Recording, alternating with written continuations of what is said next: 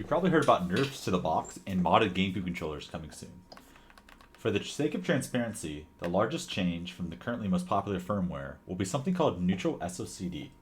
Right now, if you press right, then left, without releasing right, you'll go left on the frame that you press left.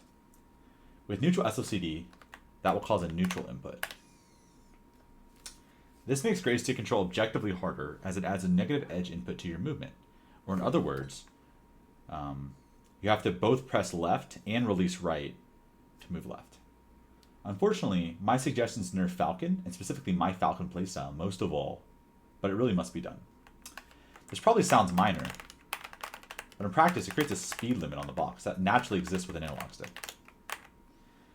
It also widens skill gaps for box users, and increases the possibility of error if trying to go max speed, increasing decision making as you just determine if you want to truly go for the frame perfect movement, or if you're willing to go a little bit slower for more consistency.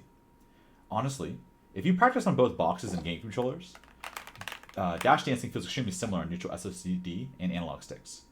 It will, unfortunately, temporarily break a lot of people's muscle memories, which is probably the most radical suggestion that's ever been done with regards to controllers and Melee. And I'm really sorry, but it's for the long-term health of the game that we all love. So for now, if you're worried about the changes to box and you want to future-proof yourself and get ready, I'd recommend practicing with neutral SOCD, both for movement and for ledge options. As you see, I press back then forward for ledge hops on his Falcon, and I'll relearn that, probably with the C-stick. There will likely be other changes, but they're going to be minor, almost certainly in comparison. This is really the main one you want to be ready for.